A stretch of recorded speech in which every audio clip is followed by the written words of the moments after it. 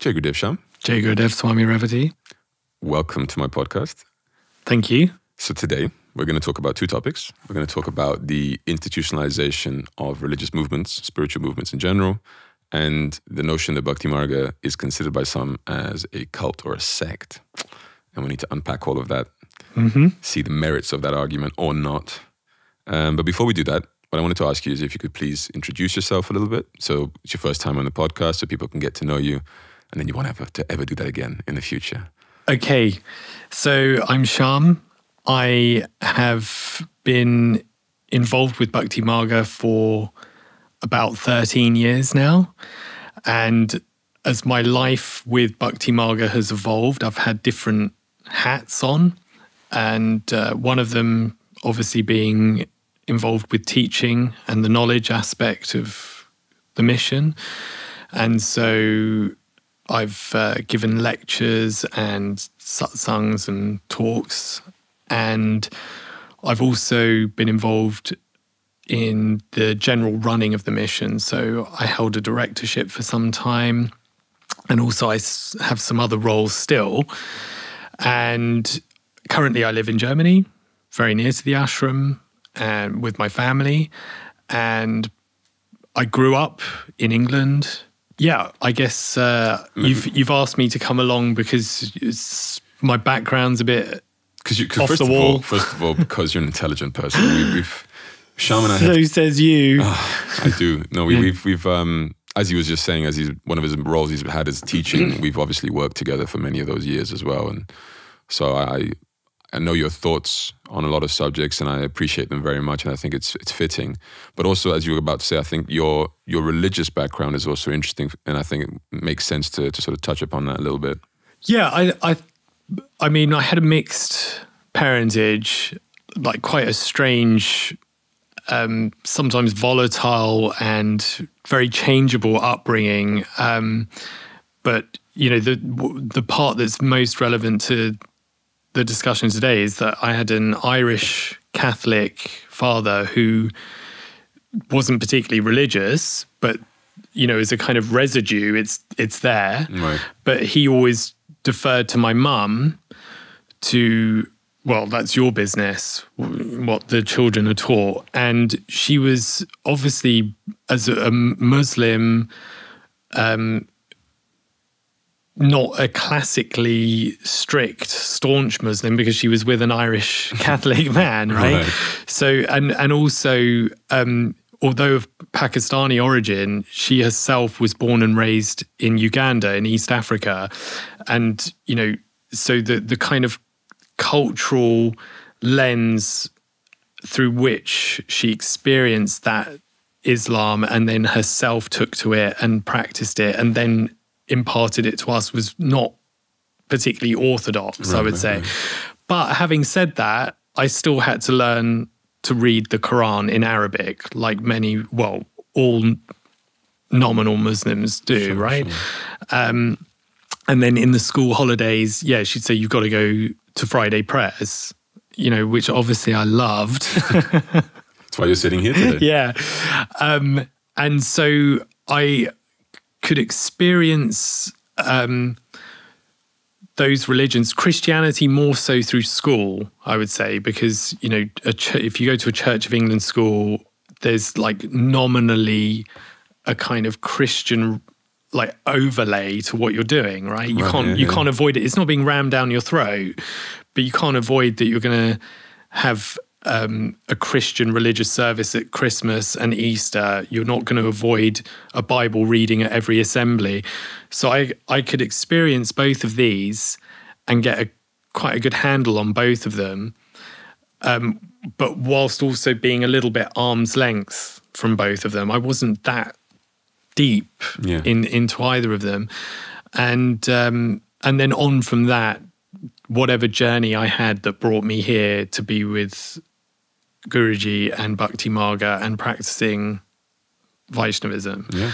So I'd say the other thing that I really got an insight from is experiencing my extended family. So while my own parents weren't particularly religious in their lane, so to speak, there were people in their families, like aunts and uncles, who I would see, some more than others, who were more religious. Right. And I could get a feel for the mindset, particularly on the Islamic side. There were 2 or 3 who were much more staunchly following Islam than my mother, which also caused problems, between her and her siblings, right?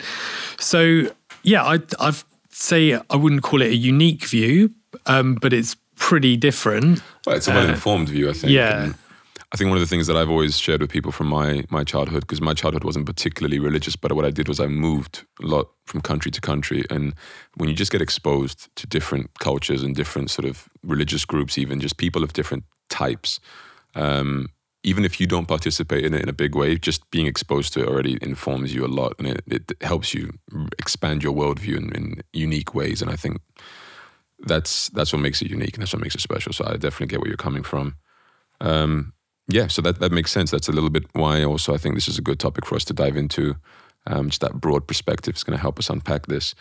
Before we do that, though, I have to address your nails. Just saw you now. What's going on there? What's going on there? Well, it is Saturday, and I do like to dress up at the weekend. No, that's people don't know you. They gotta know. That's my 7-year-old daughter, and one of the joys of being a dad with 2 girls is you're just a big doll. You're a plaything for them. So she painted one side, and then I think got bored and walked off, and I didn't get Well, I think it looks great. The other side. But yeah, I mean, you need acetone to get this stuff off. Like, it doesn't just wipe off. Yeah.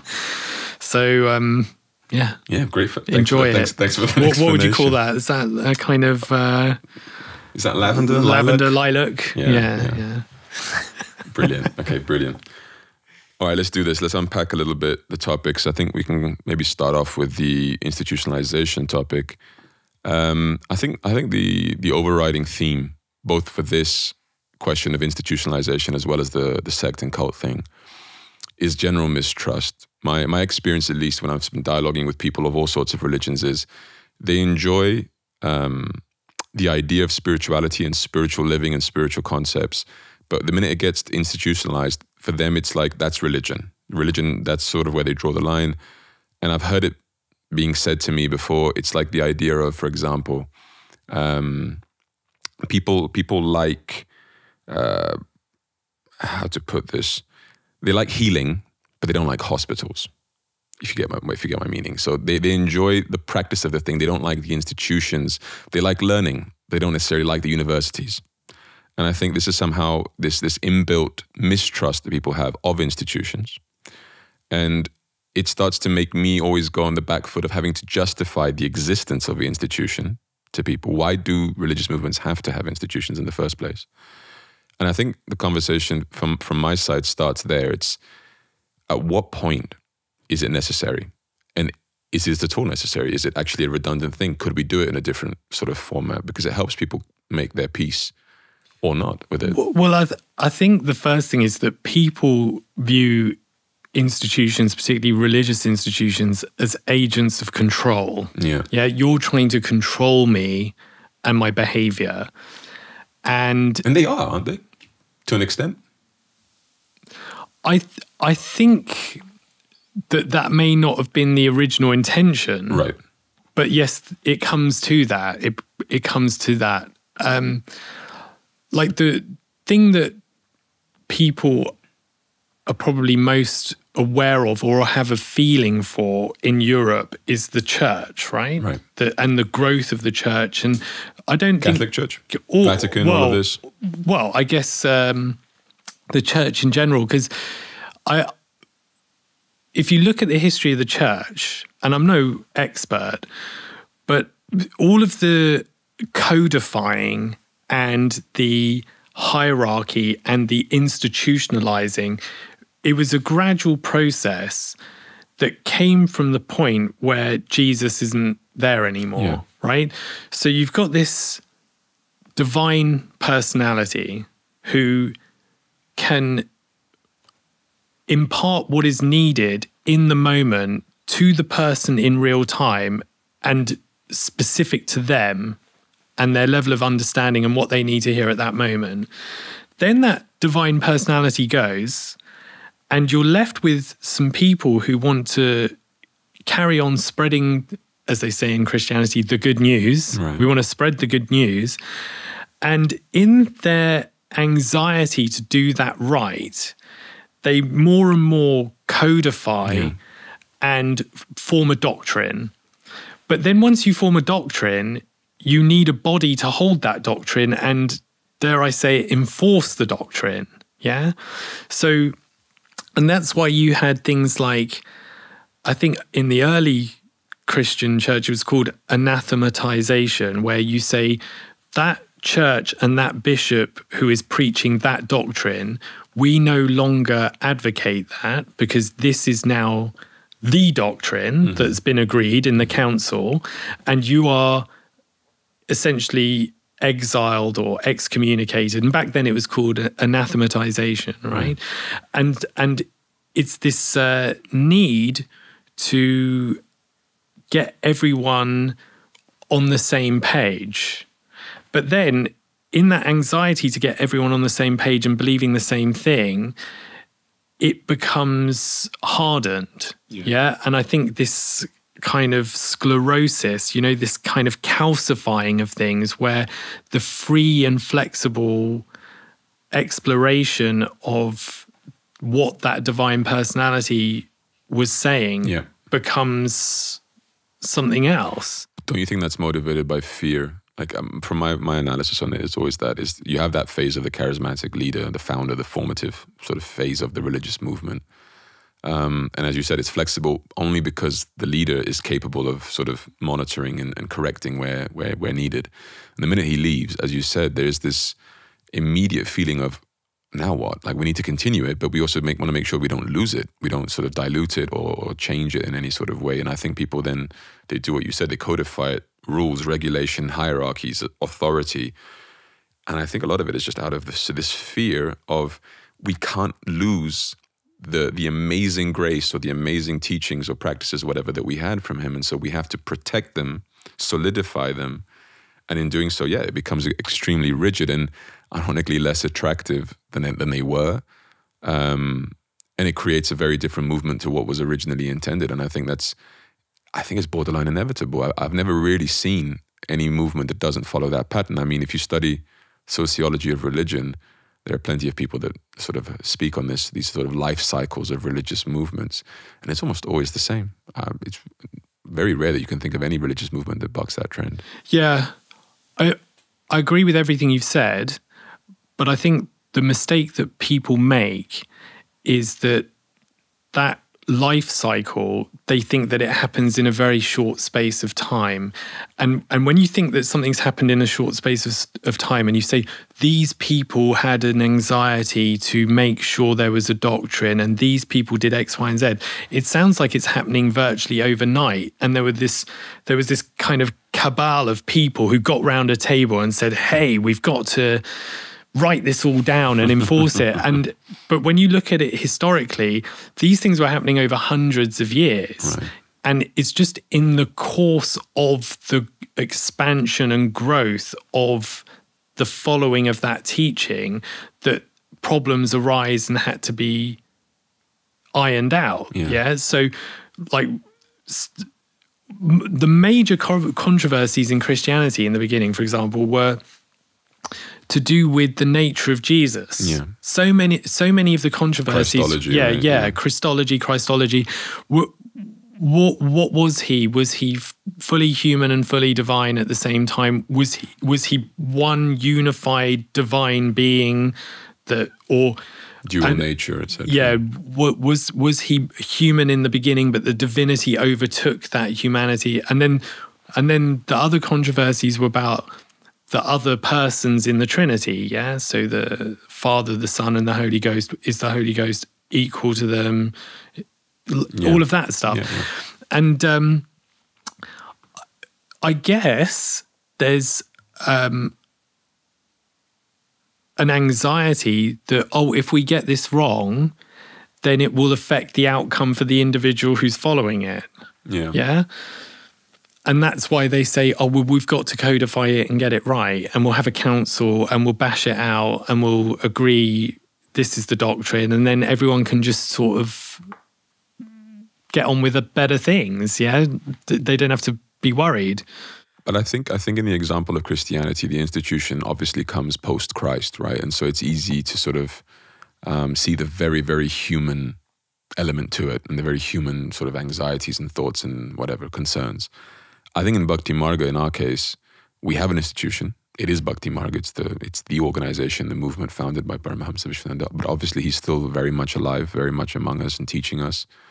And so it creates almost a different scenario where I always feel like in some parts we are living that post-charismatic phase during the life of the charismatic leader, because he's very forward-thinking, Guruji. Like he thinks about what we're setting up for the future, what are the systems of authority and who's in charge and all of these things. He is very proactive about these things, but at the same time, it creates, I think, sometimes a conflict, an inner conflict in the movement where you have devotees who see him as this incredible being, transcendent, free, very adaptable, very flexible. I mean, Guruji is one of the most adaptable people I've ever met in my life, if not the most. He can really mold his way of speaking, behaving, everything to the circumstances that are in front of him. He's not rigid at all in that sense. But at the same time, he has created an organization and given us rules and regulations. We have protocol. We have an order of monks, nuns, devotees who all follow a variety of rules. And we are tasked with somewhat enforcing those protocols and those rules and those processes and all of that. And from my experience, it creates sometimes this resentment in the devotees where they feel like, I want him and I want everything that he brings to the table, seemingly, publicly, what they see, let's say, in front of the curtains of this freedom and flexibility and understanding. But I'm sort of annoyed by the organization that's asking me to comply with this and with that. And I resent that. So they resent that. I resent that resentment in a sense, because my feeling is, resentment maybe is a strong word, but I feel like if only they would know how much Guruji has asked for this and how much Guruji is also the person that orchestrates and is the architect of this institution. And here's like maybe just a very, very obvious thing to me at least, but maybe not to certain people. You reach a size where I don't know how it works to have a movement without the institution, because Guruji can't attend to thousands of people personally. He can't. Physically, in a sort of discernible external way. Yeah. And you've more or less concurred with that birth story of Christianity, because in the beginning of Christianity, there were only a handful of people, that could be guided one-to-one or one-to-many, but by that divine personality. Then, so the story goes, whether it's, historically accurate or not, on Pentecost, the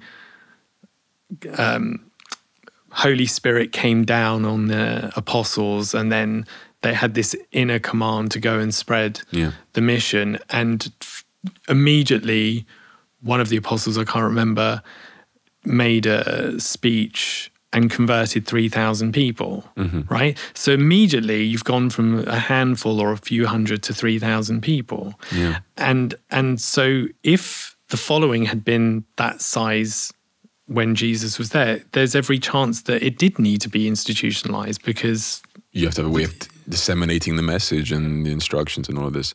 And I think a lot of people, they sometimes hear devotees from the early years with Guruji sharing their experiences and their stories, and they get jealous again. Jealous is a bit negative, but they say, oh, I wish I had that experience, the proximity, the sort of naturalness of it all. And I think that's the thing. On the one side, our hearts want to spread this as far and wide as it can go, because we have found something wonderful. And when you find something wonderful, you want to share it with people. But there's another part of you that goes, but every extra person that comes means less time for me.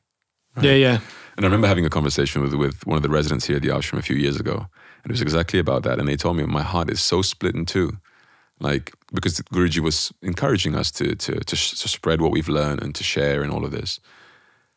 But she was openly telling me, she's like, but I'm not ready to sort of distance myself from him, letting go of that. And every extra person that walks through these doors means less time for me and less time for everyone. I mean, it's a net negative for everyone was the opinion at the time. And I've sort of tried to stay away from the idea that institutions are a necessary evil. I've heard this having been said many times about the Vatican and about all sorts of religious organizations. It's a necessary evil. I don't want to see it as evil because I'm a part of it. Right? I'm a part of this institution. It's not evil. It's not evil.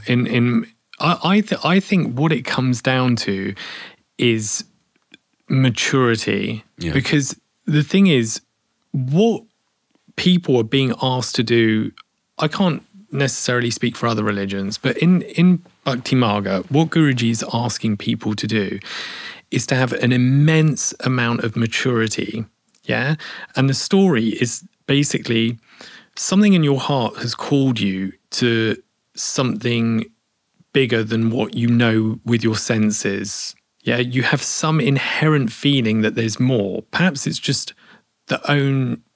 your own knowledge of your own existence. You just think, well, I'm a conscious being and I know that I'm not just a very sophisticated algorithm. I can feel that there's something more to me than that.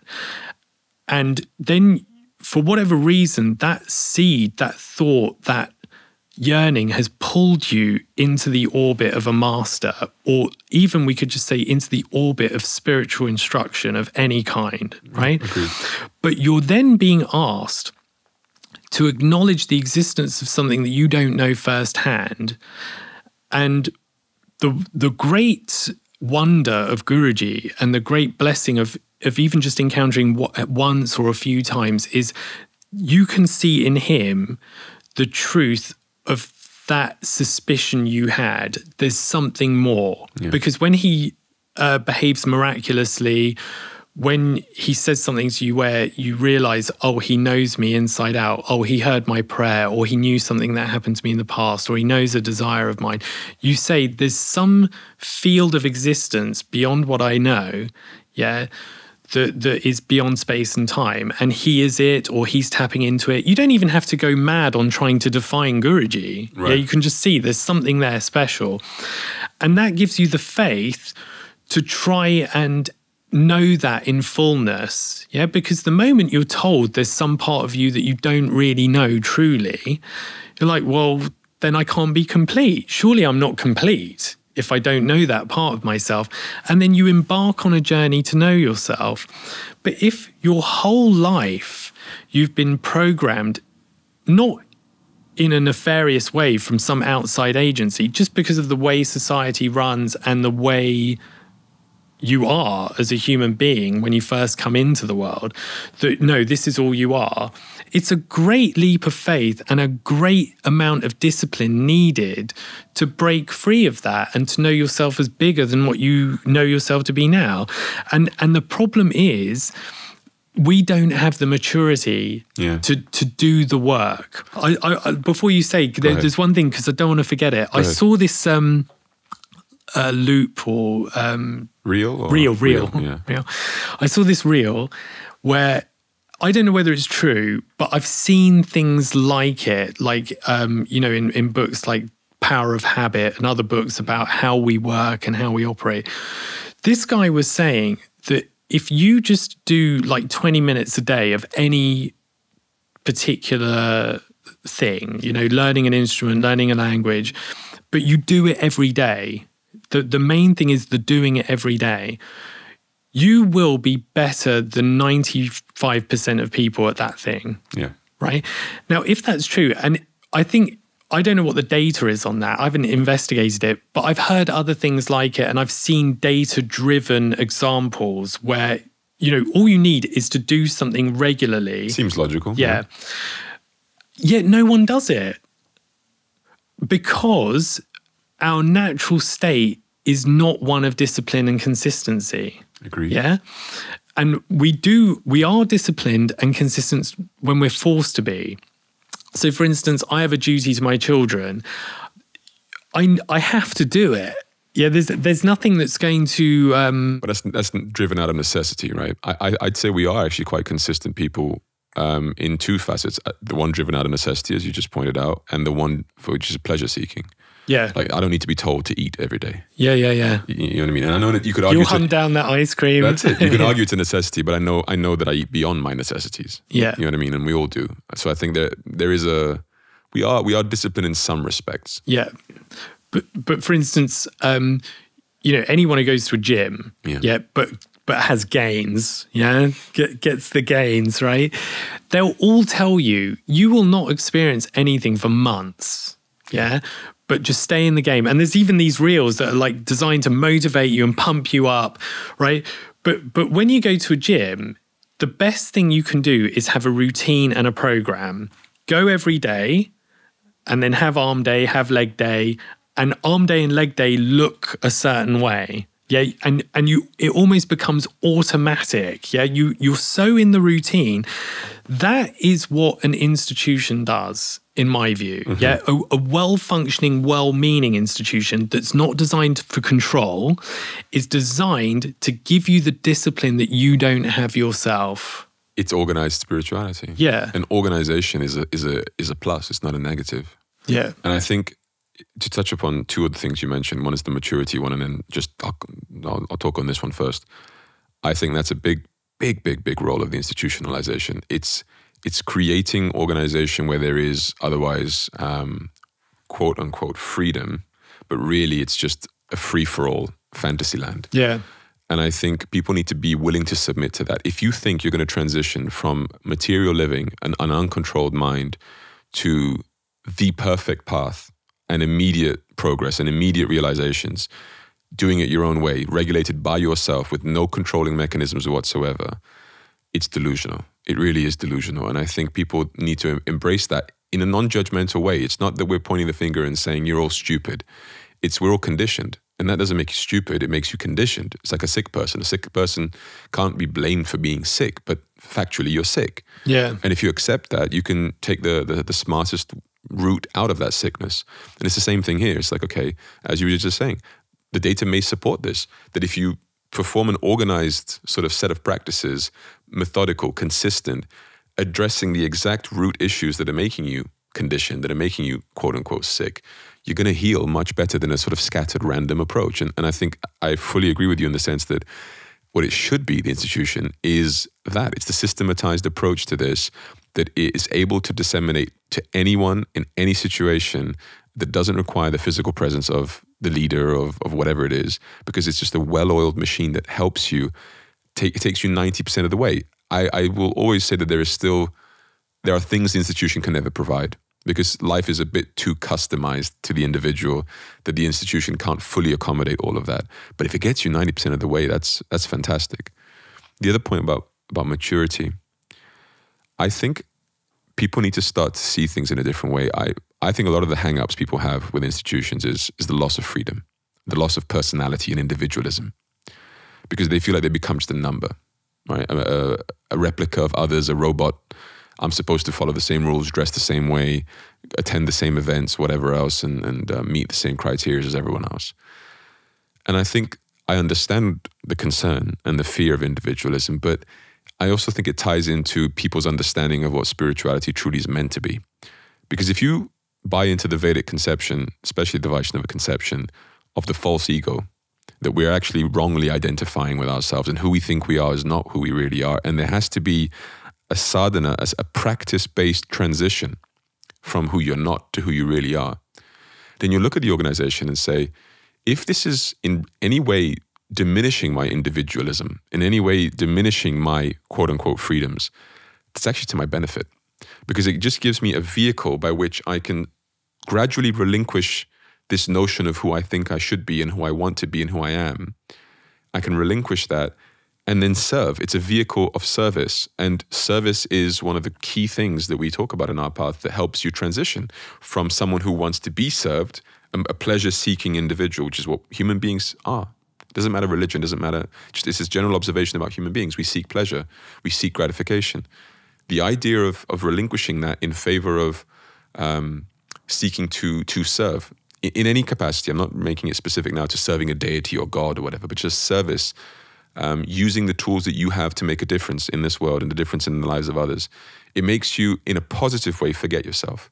I don't mean neglect yourself, because you're not being neglected by this process. If you really give yourself to service, the beauty of it is that you're not neglected. You are satisfied, you are made happy. And if everyone participates in this service culture, you'll always have what you need, right? Yeah, I think that's totally correct. And if people could just stick with this one truth, yeah, that I don't think gets voiced actually anywhere, or maybe it does and I am not aware enough, but if people could understand that you have to win your happiness like you have to win anything else, yeah? If they could just understand that, because the problem is, it's this feeling in the material world that if I get whatever I want, yeah, and, that happiness is something effortless. There's an effortlessness to happiness, and it's effort that makes me unhappy, yeah? And that is actually the kind of ill and corruption of society that we live in at the moment. People have never had so much, they've never had it so easy, and they've never been so unhappy, right? That's true. So the thing is, in the same way as you win your strength in the gym, in the same way as you win your poise over your body and your brilliance in martial arts in a dojo, your intelligence at school, your intelligence at school, your happiness is to be won. Yeah. So you are not born in the natural state of understanding mathematics, yeah, but you win it, yeah, and you're better for it, yeah. You understand the world better for having that knowledge. Likewise, happiness is to be won. It isn't given to you. It's not innate, yeah. And if you truly hold on to that, then I think you'll, one, have discipline, yeah, and see the benefit of consistency, but you'll also understand that in the same way that I'm willing to go to a dojo and completely submit to that kung fu master, right, and do whatever he says to train me in that art, I will likewise go to a guru and understand that he has laid out a particular path that will get me to a certain state, and that I can either do it well and consistently and with discipline, or I can do it in a haphazard way and kind of go, oh, do I have to do it today? And the result will be the same in this arena as it is in that arena. Yeah. My daughter doesn't do her piano practice. She gets rusty. She's not as good. Crack the whip and say, you got to do your practice. And not literally. Depends if I've got the nail polish on. I think that's it. You have to win your happiness. And everyone should think about the times when they are happy. Yeah. It's a kind of satisfaction and fulfillment that comes at the end of effort.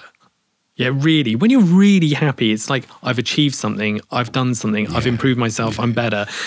That happiness of pleasure and leisure is so short-lived, and it's an illusion. Well, I fully agree. I mean, even to go to the Gita, Krishna talks about the different types of happiness. And he speaks about Rajasic happiness as exactly that. It's pleasurable in the beginning, but then ends up as poison. Whereas the Sattvic happiness, the higher happiness, is poison at first and ends up in happiness, in nectar. And I've always sort of pointed out that the most important part of this is that it's poison at first, and you have to persevere to get to the true nectar at the end of it. And people have this idea that if something is really good and really is going to bring you true happiness, it should be good all the way through. Like, if it brings you any discomfort, it's not meant for you. It's discarded. It's not good. You shouldn't feel that way about things that are good. It should always be natural and happy and great. And I just think there's no support for that. It's not true. There's no, like, if you observe the world, you see that there's no support for this. If you see the scriptures, there's no support in this. If I listen to Guruji speak, there's no support in this, because he talks about purification, transformation. And so I think people need to embrace the grind. They need to embrace that, exactly what you've been saying. You got to work for it. You got to earn it. And I think if they just shift that mentality, the things they're complaining about, or that their mind tells them to complain about, let's say, about organizations and institutions and rules and consistency and discipline and all these things, start to, at the very least, make sense to them. If not, be something that they actually actively embrace. Yeah, and also you can't complain and say that something's not serving you until you've done it for a certain period and tested, oh, okay, this isn't serving me. And, you know, the mind complains because the mind is fueled by complaint. It lives by complaint. Yeah, that's fault what. Finding. I mean, yeah. I think another thing is when you join an organization or when you come to a religious movement in the beginning, you're coming there for your personal needs. Like you obviously have a need that you've identified that you want to solve. And I think what sometimes puts people off, and I want to address it so that people understand a little bit where I'm coming from with this, is that they'll join the organization and very quickly they'll be told to serve the purposes of the organization instead of their own. So for example, the organization needs money to sustain its temples and whatever else. And so you're asked to contribute or to go out and make money for the organization. Or the organization needs to propagate and grow and accrue more devotees or whatever it may be. And suddenly you're working.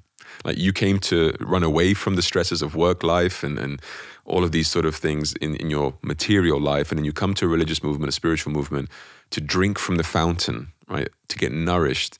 And within minutes, you're asked to go and work for the purposes of the organization. And I think people sometimes develop resentment for that. And I think it's wrong. And I think they need to understand why I think it's wrong. And that's because it's not that you're being asked to work for the benefit of the organization at the cost of what's good for you. It's that what's good for the organization is also good for you. And the reason I say that is because the organization, and especially in our case, in Bhakti Marga's case, it's much easier to trust that because Guruji is around. The person who you have placed your trust in as your guru, who knows what's best for you and you at this point in time believe is acting for your benefit, that person is also guiding the activities and projects and sort of daily operation of that organization. He's on top of that. And so what the organization is trying to achieve, for example, in opening ashrams, he sees that as the greatest benefit for you, even if you don't see it. You think you just want to go listen to some bhajans, meditate in a forest, and that's what's best for you. He has a different opinion. And so that transition of I'm going to trust the doctor's opinion rather than my own of how I'm going to heal, for example, makes you not compliant out of obedience, not compliant because out of ignorance, but compliant out of a positive affirmation that I trust and know that what you're prescribing is for my personal benefit, even if it's an indirect benefit. I'm not addressing my immediate, personal, perceptible needs, but by serving this mission, by spreading this, by creating the temples and the ashrams and whatever else it is, by distributing these books, whatever it may be, I am actually filling a much deeper hole inside of me. I'm giving myself the tools and the community and whatever else that is actually going to solve my issues at a deeper level. Because I think that most people, and this I've experienced as a Swami so many times because people come to me asking for advices and so many things. They recognize they're sick. They want to treat the symptoms. They don't want to treat the sickness all the time. So they say, I'm unhappy, right? And they say, can you help me learn to enjoy puja or temple prayers or reading the Bhagavad Gita? So can you give me a fleeting moment of happiness? Can you help me enjoy something like that? And I often tell them that no, I can't, because it would be irresponsible of me to say that that's the solution. To sort of just say, oh, do you know what? Let me just give you a better musician that you enjoy a little bit more, and then it will solve all your problems because you'll enjoy the music more, the musicality of it. No, it's something deeper. You have to actually, you have to address what is at the core of it. What is at the core of it in the sense of, why don't you enjoy the kirtan? Why don't you enjoy the temple prayers? And don't answer me because you don't like the musicians or because you don't like the aesthetics of the temple. Go deeper And I think when you go deeper, you realize that it's often a mixture of things. I know I'm going off on a tangent here, but I think it's relevant in one way. It's a mixture of things. For example, you're afraid of letting go of the world you do know and the comforts that you do have. You're afraid of what's coming because you don't know what's coming. So what happens if I do give myself to all of this? What happens if I do place my life in the hands of God? And so often you find that people don't enjoy things, not because the things aren't enjoyable, but because they're just resisting. They have a mindset that isn't compatible with it. And that mindset is the root thing that needs to change. And so it's like, okay, maybe the solution to the problem of you not enjoying prayers is not go to prayers 20 more times. It's change your mindset. So do some japa, analyze yourself, introspect, talk to people, be around people that inspire you to be better. And that leads me on to the critical point I wanted to make about institutions. They give you community, whether you think you need it or not. And then once you're in it, you invariably see, I did need this. Not because it's fun every time, but because what I stand to learn from watching everyone else walk the same path I'm trying to walk, I could never get if I was doing this by myself. If I was having this free, uninstitutionalized religion where I'm just sort of doing my own thing. And I can tell you, as much as I have seen people around me do things that I am not inspired by, in the sense that I don't want to do that, when you do meet that one person that has one trait, it doesn't have to be everything. There's no perfect people around here. But when you meet one person that has a particular quality, a particular competence in something, it inspires me in such a way that nothing else does. Like I look at that and I go, I want to be more like that, and I'm going to push myself. And the more time I spend with that person, the more I get almost like motivation out of nowhere. And that then is the crux for me. I think most people know what's good for them. I don't think they need to be told. I think most people just lack the motivation. We were talking about discipline. Do you mean within Bhakti Marga? Or? Yeah. Not in the wider world. I think in the wider world, people do have an internal compass. They generally do know what's better and worse for them, although with quite a bit of error there still. But I think in Bhakti Marga, for example, once you've heard 3 or 4 satsangs from Guruji, lectures, right? Once you've participated in a devotee course, you broadly know what you should be doing. Do some meditation, do some Atmakriya yoga, chant your japa, go to the temple, read some Bhagavad Gita. Like most people know this. If you ask any devotee, should you be reading Bhagavad Gita? They'll say, yes, I should. Are you? Maybe not. And so the only thing I see missing there is motivation. It's the drive, it's the motivation. And I've been sort of diving into that, and I'm curious to hear what you think about where motivation comes from, because you talked about discipline, and that's obviously linked. Yeah. But motivation for me seems to be that golden ingredient. Yeah, I mean, so you're saying that once you're in the environment that can bring you more consistency and discipline, you nonetheless can be led to water but not made to drink. And that has to come from within you. Yeah. Like Guruji even says, I can get the food, prepare the food, chew the food, put it in your mouth. Yeah. All you have to do is swallow, and then you're even not prepared to do that. I think one of the things is that even though earlier I said you're trying to win happiness, that it's not, it's a happiness that is enduring, and along the way to achieving that comes in, moments of kind of, I don't want to say euphoric experience, but different experience. Yeah. You gain a perspective that you've never had. There's something that happens internally. And I think most people that have been on a spiritual path, that keeps them in the game. Yeah, they have certain experiences where they're like, yes, that's a glimpse of the ultimate happiness that I'm striving for.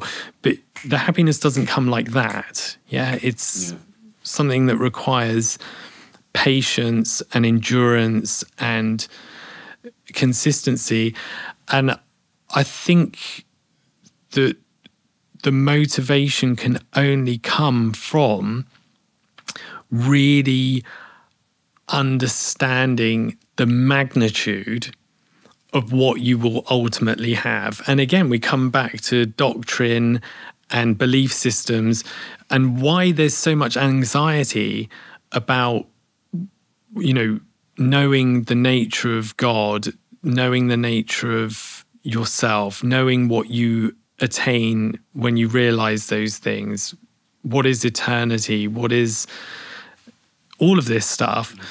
Because when you really focus on that aim, it's the thing is, it's more than happiness, isn't it? Yeah. It's the full meaning of everything. It's the highest truth, and it is your highest happiness because bliss is what you are, right? So it's happiness and beyond. It's absolute, It's non-relative. It's by absolute I mean that it's the kind of love and happiness that you never would have the sense that I can have more bliss than this. It's a certain completeness. You're literally striving for completeness, and if you hold on to the magnitude of what you're doing, and again, that's where I think the guru is such a blessing, because he's the constant reminder. One thing that Guruji keeps saying at the moment is all of this is just a reminder.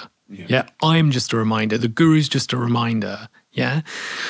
Of the magnitude of what you're going for. And I think that if you can hold to that, so when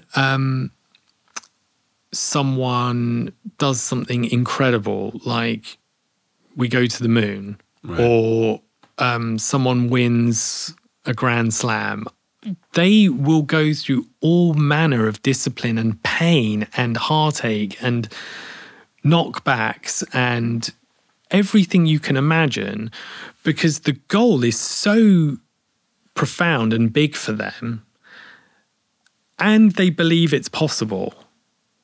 They believe it's possible. And that is bound up in Guruji as well. First of all, you see the magnitude of what we're going for, and you see the possibility of it, and then you go for it. And I think that's where it comes from. I fully agree. But don't you think there's so many ingredients that have to come together for that to work? So there's like knowledge of what's possible and knowledge of that goal you're aiming for. That's where the knowledge on. Right. And then you have to have the drive and the discipline and the motivation.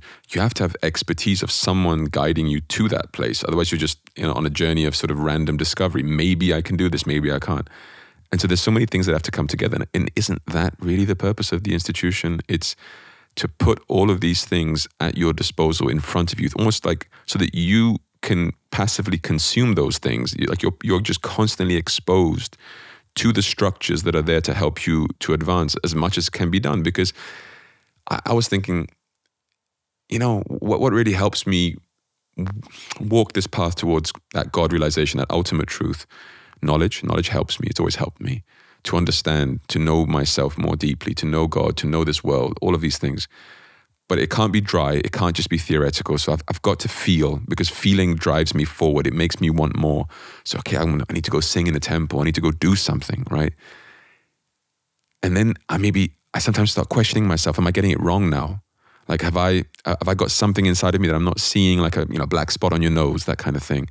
And so I need someone that I trust to be able to look at me and correct me. And how on earth are you supposed to get all these things if you're just sitting at home practicing solo spirituality?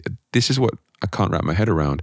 And people who try to defend this, people who try to say that that's a superior form of religion or spirituality, I don't want to be rude, but the word delusion just keeps coming back to me. I don't understand the benefits that will bring compared to when you're living in an environment that is constantly pushing you towards these things. If I don't want to think of Guruji, or if I don't want to think of God because I'm just so immersed in my selfishness right now, I almost can't, because I'm living in the ashram. Everywhere I walk, I have a picture of Guruji around, or I have people talking about philosophy and God. And it pulls me back to where I should be. It pulls me back to something that is beneficial to me by my environment. Otherwise, I have to go and create it myself. Well, I mean, my feeling about those people you describe who say, I can do it all alone. I think there are two categories. One is that they're just amazing fluke individuals. Yeah, like they're like almost saints who then don't need to do much to get over the line to sainthood and from previous lives. Yeah. Then there's another category of people, and I think everyone has maybe been this actually at some point. Like people in Bhakti Marga, I think I've been this, right? Where, like, to use that going to the moon analogy again, right? If you can't fly, you know, we don't have the capacity to fly as human beings, but you somehow develop a plane, yeah? And you ascend into the air and you're like, wow, I've defied gravity. This is the most amazing thing. Oh my God. I think you can be so enamored by that change that you don't even consider that you could go to the moon, right? And so it's often, because I've met people like this, and they're often the people who like, you know, but I've experienced these things and, you know, I've felt this real peace or this real bliss. But I don't think what they've experienced is the profound fullness of everything, right? And yes, you can absolutely achieve that stuff on your own. Absolutely. If you have a bit of discipline, you like meditation, you like going within, yeah, I think you can. I do get that. I think it's just a more question of what are the odds, you know, that you're the 1 out of 100 that's going to succeed in that way. And I would rather recommend people to be more humble and reasonable about this. Most people are, I think that a lot of us, I know, for instance, that I was doing spiritual reading, yeah? I know that I was dipping in and out of stuff and I'm by no means saying that I'm like super disciplined now, yeah? Sure. But I know that it was very flaky, right? Yeah. And that's just my nature, I guess, you know, like having that little bit of solace for that moment and that almost that idea of I'm going towards something higher was enough to keep me going than actually striving to realize that idea. And then when you encounter Guruji and you're like, well, I thought it was real, but now I actually know it's real. Guruji's a massive challenge because he's saying, well, it is real. Do you really want it then? Yeah. And then when he lays down that challenge, you are compelled to either strive or say, no, I'm happy with a kind of shallowness. Yeah. And a lot of people say, yeah, I'm going to go for it. Yeah. And this is what Bhakti Marga is. Yeah. A bunch of people who said, no, I want to go for it. Yeah. I see in you that which I want. Okay. And the thing is, it's still difficult. Yeah. It's still difficult. And it's that much more massive. It's more difficult than what you were doing before because it's so much bigger. It's suddenly so much bigger. Yeah. Like it's real. Yeah. You're going to do it. And when it's so big, I think that human nature is such that it is consistency, discipline, that need for help, that need for guidance, it's just becomes doubly important or 100-fold more important. And you still, some of that discipline needs to come from within.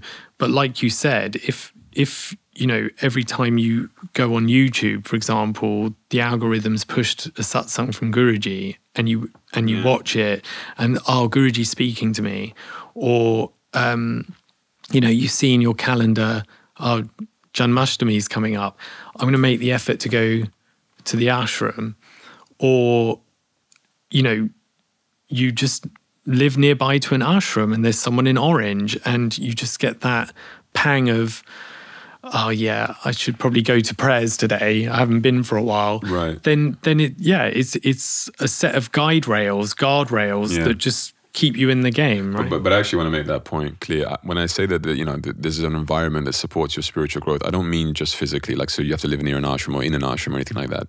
Because I feel like, for example, the YouTube video, of Guruji. That's an extension of the organization, of the institution. Of course it is, yeah. Because, you need structure and money and all of these things to make those things available. So when you're sitting at home, you can sit there and participate in the organization, in the institution, by consuming all of these things that are beneficial for you.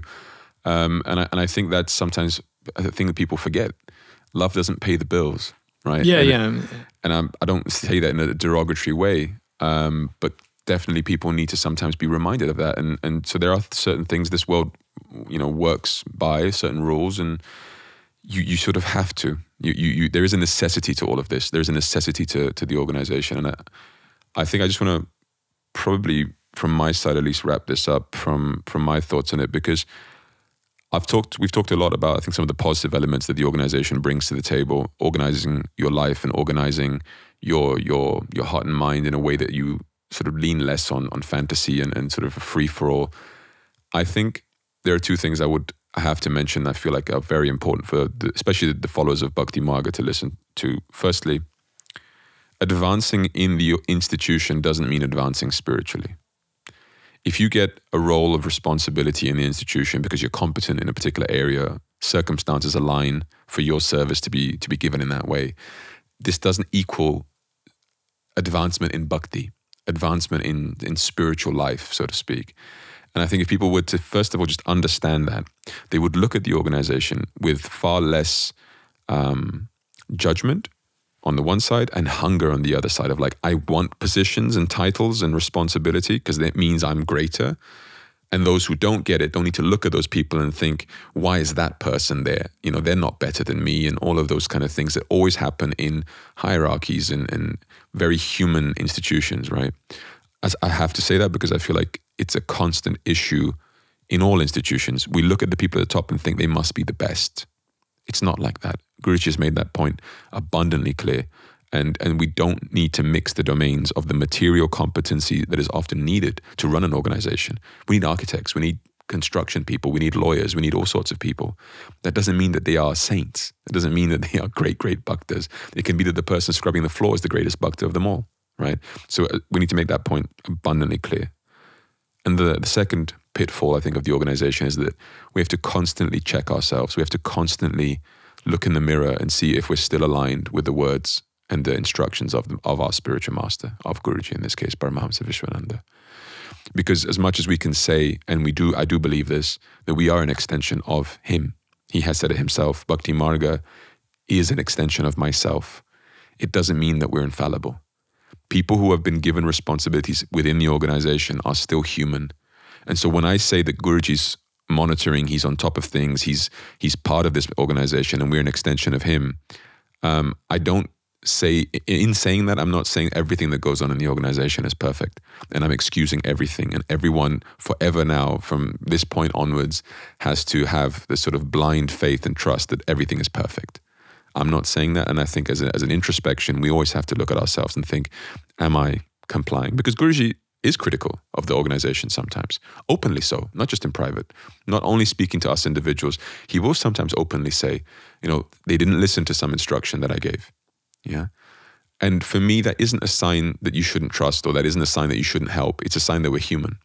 We're all human, and we're all obviously struggling with the same issues: an uncontrolled mind, personal desires, misidentification, all these sorts of things.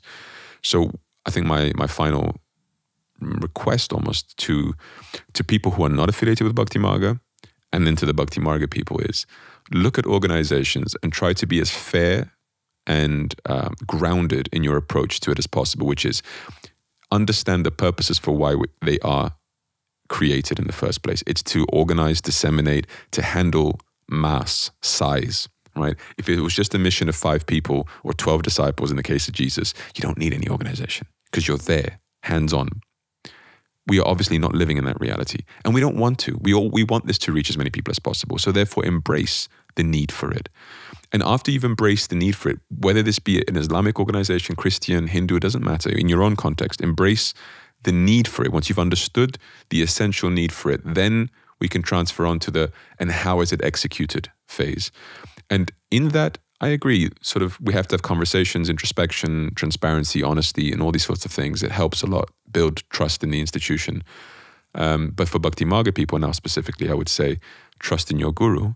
He's a very hands-on guru, and talk to people. If you want to understand something, ask, talk. Right now we're having this conversation, and I think we're all open to having these conversations. Yeah.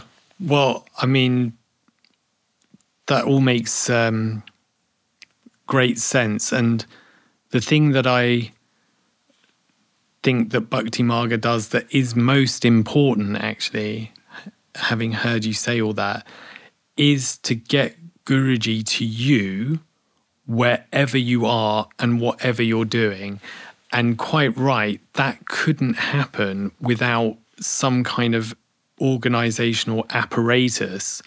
And if you feel you benefit from that, so, you know, we don't live in the first century where you can only benefit from the instruction and grace of your master by being there in person, or at best receiving a letter, because they were sending letters to each other. It's all epistles, isn't it? Yeah, the epistles of Paul. Yeah.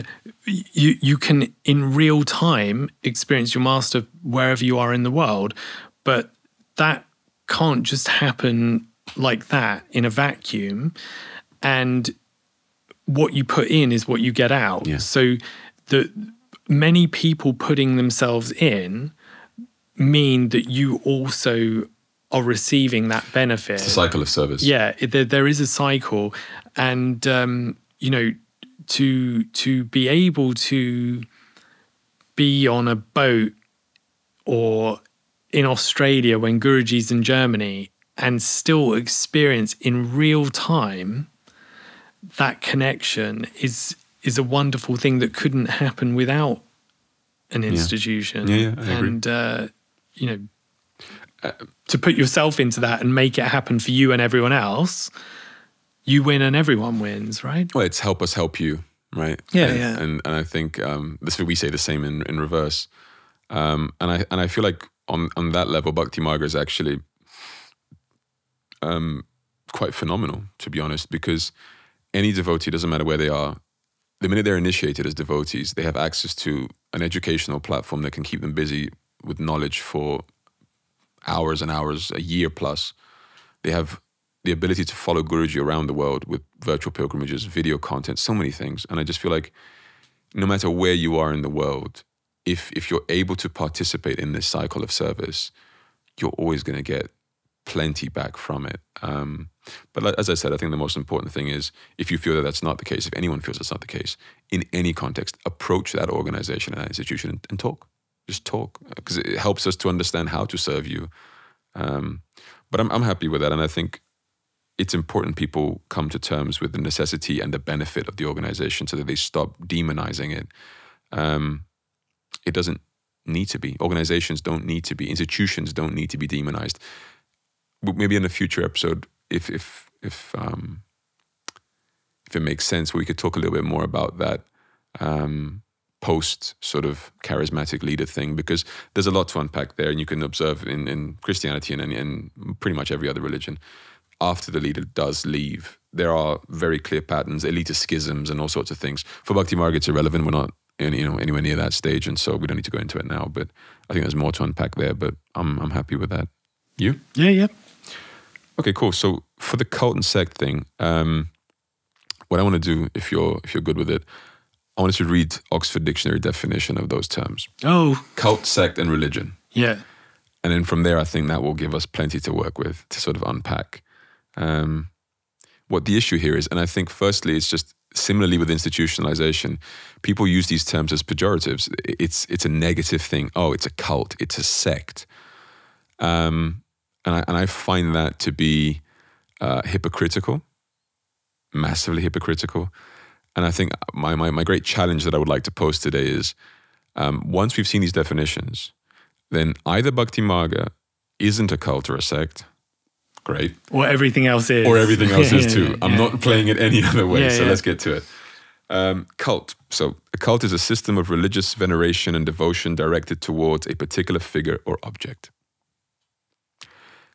I mean, right there, it's almost like every religion possible fits into this, but okay. A sect is a group of people with somewhat different religious beliefs, typically regarded as heretical from those of a larger group to which they belong. And a religion is the belief and worship of a superhuman controlling power, especially a personal god or gods. However, these are just the basic definitions. When you just dig one result deeper on a Google search, for example, you'll get an alternative definition of a cult, which is: cult is a term in most contexts pejorative for a relatively small group, which is typically led by a charismatic and self-appointed leader who excessively controls its members, requiring unwavering devotion to a set of beliefs and practices which are considered deviant. Right? By who, I don't know. And then literally there's a quote I found this morning, just as I was coming here, that I think hits the nail on the head. The quote, I don't know who said this, but the quote is as follows: a cult is an unpopular religion, and a religion is a popular cult. And I think that's exactly it. What are your initial thoughts on that? It is tough because,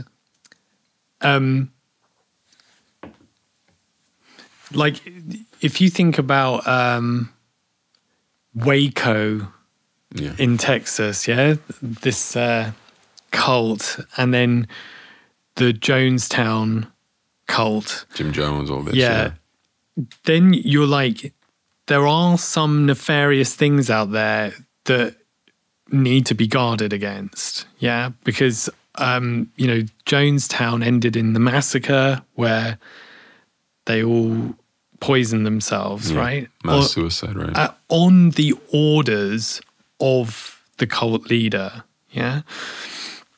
and that fits into the definition. But then there are other things that are far from nefarious and look very much like mainstream religion that also fall into the definition. And this is the problem with words and labels, that it's a blunt instrument which captures something that is edifying and good for the adherents. And they say, no, I'm happy and I'm free to do this and I'm doing this willingly. Well, actually, both of them would say that they're free and they're doing it willingly. That's the thing. Mm-hmm. But from the outside looking in, you would say, well, you guys ended up by taking your lives and you guys are maybe doing some odd things, but it's not dangerous. It's just different from what I'm into. Right.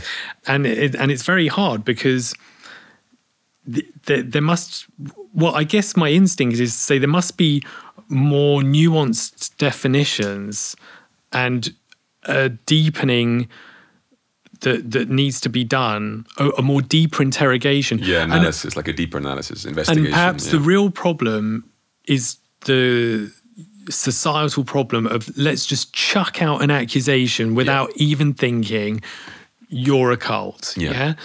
And, you said at the beginning that some people would say that Bhakti Marga is a cult. And if you interrogate more deeply, you would see, well, there are the hallmarks of religion. And actually, the only difference really between Bhakti Marga and a mainstream religion is numbers. And time. And time. Yeah. And then I'm sure if you interrogate things about Jonestown, you would see things that are very specific to that, or that kind of danger. I think what it is people associate cults with danger. Yeah, is this dangerous to the person, to the individual? Brainwashing and restriction, danger. Full submission and obedience and all these sort of things. I think this is the right way to go about it. Let's just do away with the terms for a bit and let's just discuss what the real concerns are, right? Yeah. When people look at Bhakti Marga, they think, well, here's a guru. He requests obedience and service and they worship him. That's enough, basically, to make people very, very dubious of it all and to you start using these pejoratives, right? And I think that there's two ways I want to address this. Firstly, if you look at Christianity, especially in its early days, we're looking at Jesus because that's what you have to do. If you're looking at Christianity, there's no point judging it by what it is now. He was exactly this. If you look at the Gospel of John, I mean, I can literally pick out so many quotes that talk about exclusivity of truth. Only Jesus is the way, right? And absolute surrender, submission, obedience. 14:15, 15:14, he says, he goes as far as to say, you're only my friends if you obey my commands. If you obey what I tell you to do, then only you can be my friends. If you love me, obey my commands. It's all in the Gospel of John. And I look at that and I think, isn't this just standard religious practice that here comes a person, let's just theoretically talk about this. Here comes a person who knows something you don't about God, about the nature of reality. They know it for certain, and they look at humanity and they say, I want to help them. And they see that humanity doesn't help itself. Like our tendencies, our ignorance makes us take such awful decisions all the time. Yet they'll come to us because they're touched by our transcendence of the individual and say, I want to follow you.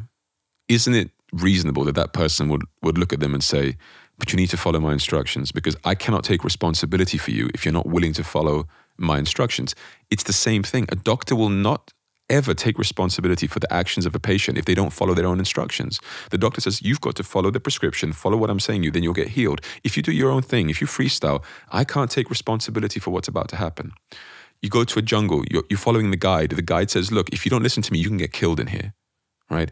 But if you follow what I'm telling you, you'll get through this jungle safely, yeah?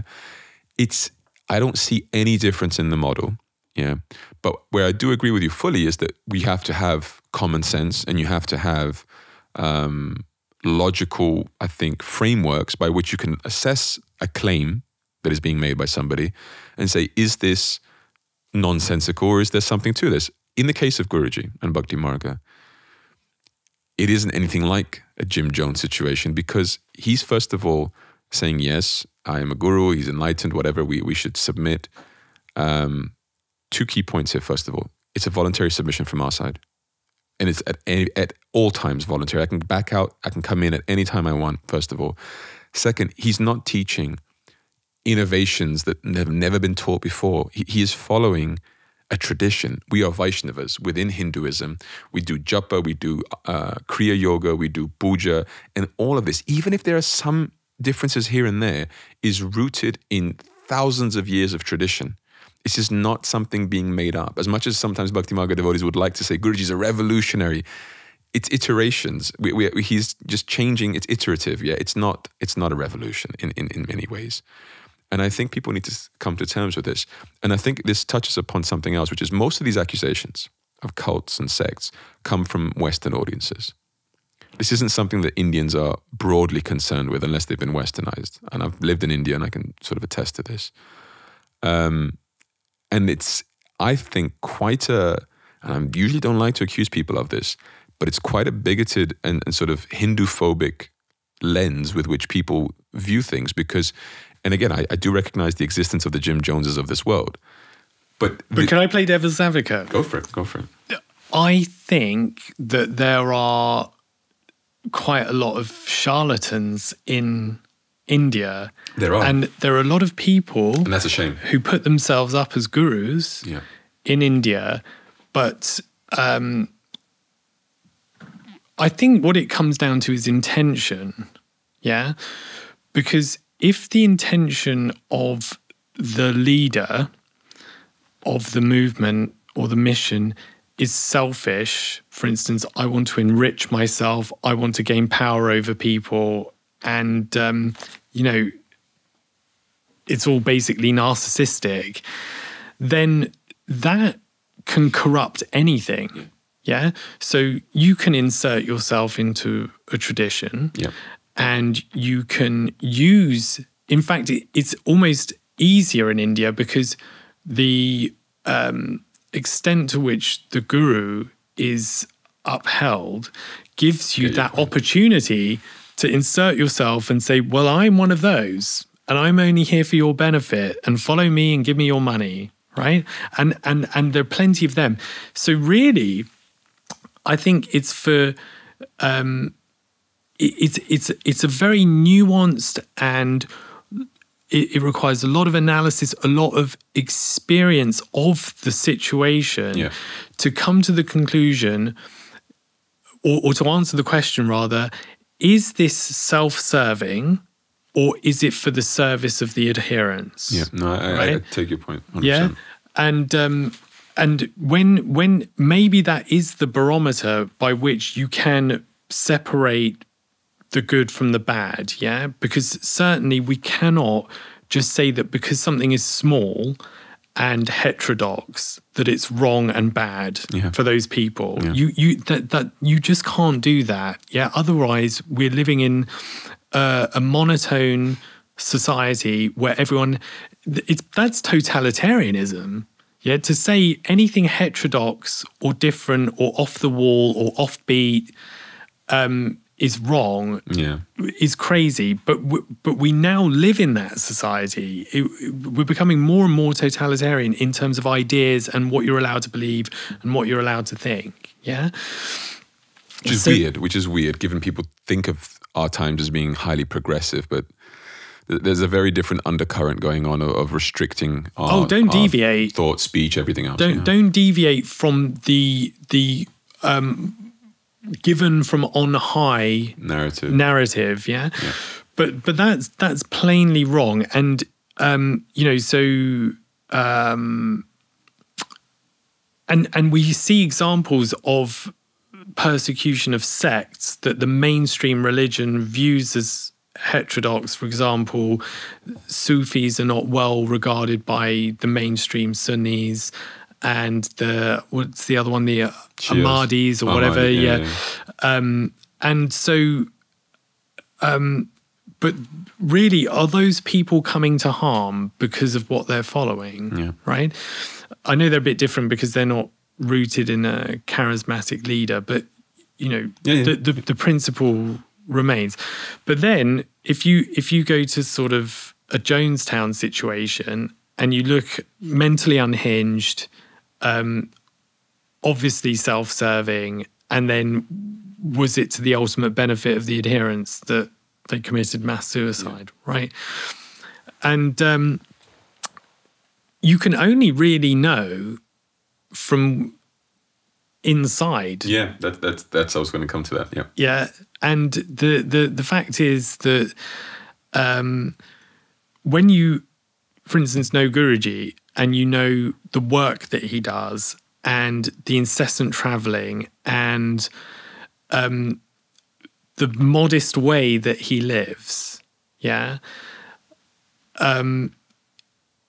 have a very clear picture that it's not self-serving. Yeah. And also when you've stuck to the path, felt the benefit, felt the inner transformation, and you just say, but I know for a fact that this is benefiting me. I, as a rational, ordinarily skeptical individual who nonetheless has seen something in Guruji, has had some faith, has followed it, benefited from it, and also can see that everything that's being done is of a service to everyone else, not to be served, in a selfish way back.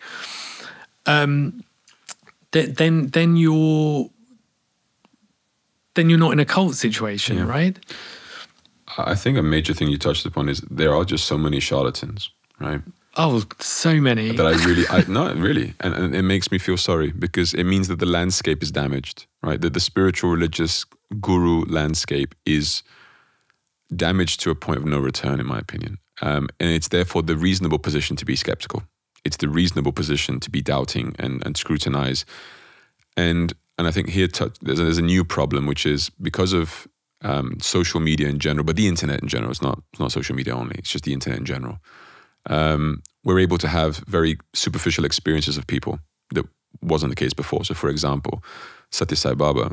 If you heard in the 90s about him performing miracles, you've basically got to get on a plane and go to India and meet him and experience him for yourself, right?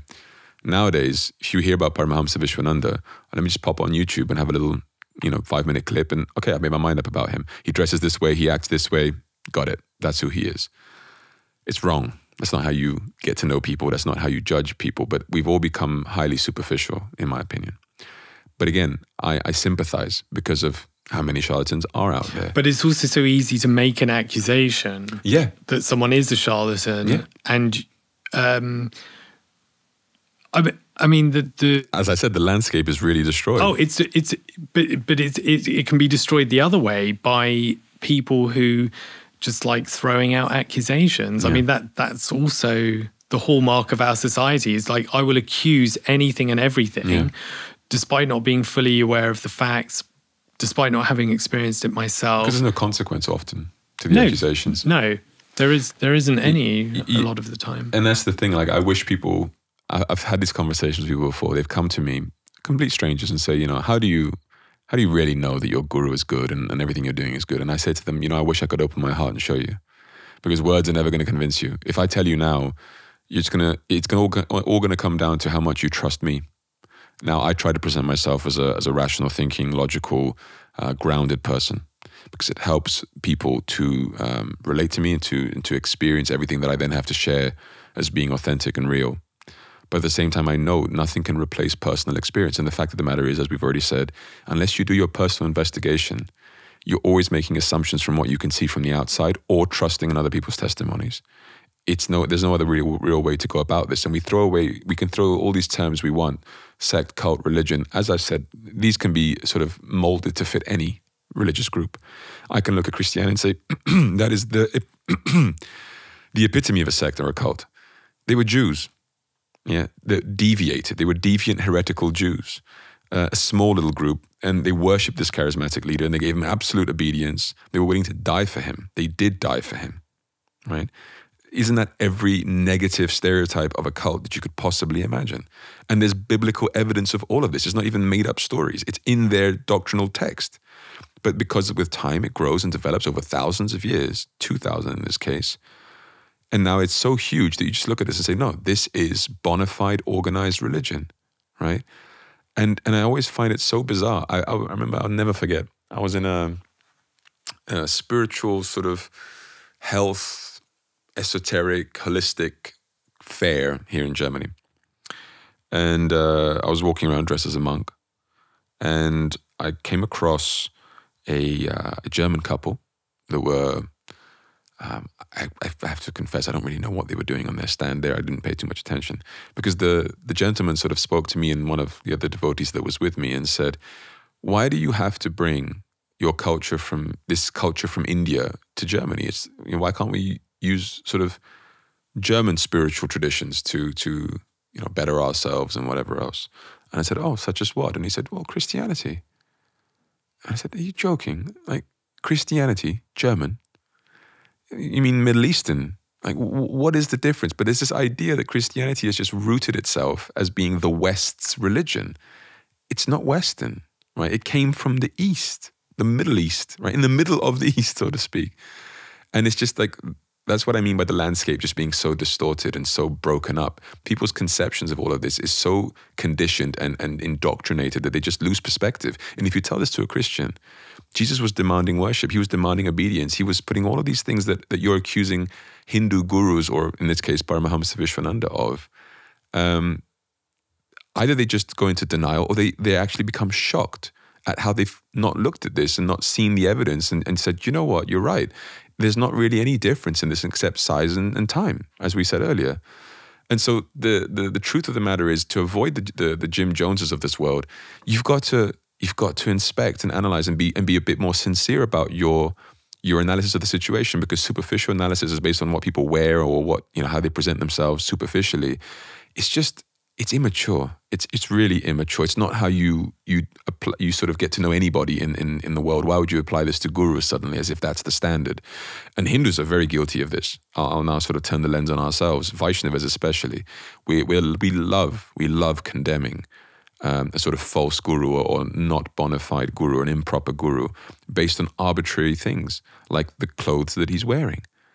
And it's so nonsensical. And I campaign strongly against this, and I speak to people, very strongly about this. And I think people need to be sort of jolted into shaking their paradigm of how they look at this. if you want to know the legitimacy of somebody, get to know them. And to get to know them means talk to them, spend time with them, observe them. And exactly as you said, when you start to see that he doesn't live life for himself, but rather for others, consistently, not once in a while, but consistently over years. Again, I wish people could have the experiences that I've had. I've been living here in Sri Patanilaya in Germany, the ashram, for 14 years now. And I've been following Paramahamsa Krishnananda for 17, 18 years. You can't replace that sort of experience. And so I've seen firsthand what he actually does in his free time, right? And if you just saw his fancy clothes and some nice jewelry and him getting some worship on a Guru Purnima live stream, for example, you go, wow, look at him. He's just in it for himself, isn't he? And it's this kind of immature, superficial analysis that I hope by this kind of conversation, people can sort of snap out of. Well, there is like a kind of discipline of cultic studies. Like it does exist. Yeah. I don't know how well developed it is, but there's like these measures of what is a cult. People have tried to go deeper than that dictionary definition to make the distinction between the nefarious and the non-nefarious, the bad for the adherent and the good or neutral for the adherent. And even by those measures, Bhakti Marga doesn't count. Yeah, right. It doesn't fall foul of those tests. Guruji and Bhakti Marga doesn't fall foul of those tests, yeah? Because there are things to do with like compulsion and separation from family and your life, and all of these sort of descriptors of what makes a bad cult, shall we say. And so even with those tools in place, people still throw accusations around because they are unwilling to just do that little bit of work to find out, well, what is going on there and how does it compare to these definitions that have been developed? And yeah, so it's not wrong for people to want to be skeptical. Yeah. It's not wrong for people to want to be cautious and careful and to know that something is good for them or good for a loved one or good for people in general who are encountering it. And I don't begrudge anyone doing that. I don't begrudge anyone applying that critical lens on something. What I think is the problem is the unwillingness to develop a framework of what is actually bad and what is good, and also to be consistent in the application of that framework, and to just always use it in every situation. And the fact is, if you applied that framework to quite mainstream beliefs and religions even, you might uncover things that you don't like there. Absolutely. And I think this is both true of the Christian world, of the Vaishnava world. We care a little too much sometimes about proving ourselves as being legitimate and sort of almost harm yourself more than you're helping yourself. So for example, when Vaishnavas say, everything must be in scripture, it must be. If it's not in scripture, it can't be true. When the scripture itself says that there are things outside of itself. Srimad Bhagavatam, for example, says that the Lord's incarnations are innumerable to the point where it cannot mention them all. It cannot list them all. But then we'll say, okay, but let's only then follow the incarnations that are mentioned. Well, is that really sensible? If you take Christianity, Christians will stress so much the prophecies in the Old Testament of Jesus's arrival, right? Because it helps them to solidify his person in tradition, in history. It's not just a sort of momentous thing of these guys thinking, oh yeah, he is great. It's foretold. But you do realize that the Jews study that very same scripture and don't come to this conclusion, right? So it's not that just because you've pointed this out, this is now universally accepted and obvious for everyone, and now this makes you irrefutably legitimate. I mean, will the Jews ever be forgiven for having rejected two messiahs, right? You have the Christians who look at them and say, here's your Messiah. And they say no. And then the Muslims go, Muhammad, this is the one. The Jews say no again. And this is the thing. Are they just having legitimate other opinions about these matters? And it's the same thing here. And I think we need to be more nuanced. We need to be more understanding. We need to have a wider lens of analysis as well, because I've met people who are very religiously tolerant, or at least they claim themselves to be, but they'll be so anti-gurus in general. And they'll say, guru means sect, guru means cult. And I'll look, okay, but you do realize that it is embedded in Hindu scripture that the guru is a key figure, almost like a necessary figure, and almost the highest necessary figure in a successful Hindu life, right? And so for you to just condemn gurus as a blanket statement, that's what I mean when I mention Hinduphobia. It's almost like you're unwilling to understand the wider Hindu lens and treat this as a genuine, bona fide religious principle, and rather just sort of say, oh, guru means cheater and some charlatan, right? That doesn't take away the fact that you mentioned there are many charlatans. And so, yes, we do have to have some sort of a framework. That's why I said there is tradition, there is scripture. The Vaishnavas will point to sampradaya. You have to have sampradaya. If you have a succession, like a parampara, a disciplic succession of gurus, this helps to add legitimacy. But the thing is, I could start a religion. Yeah. Right? What's stopping me? Yeah. The thing is, I could say, look, I've read some things, I've experienced life. This is how I think it is. Right?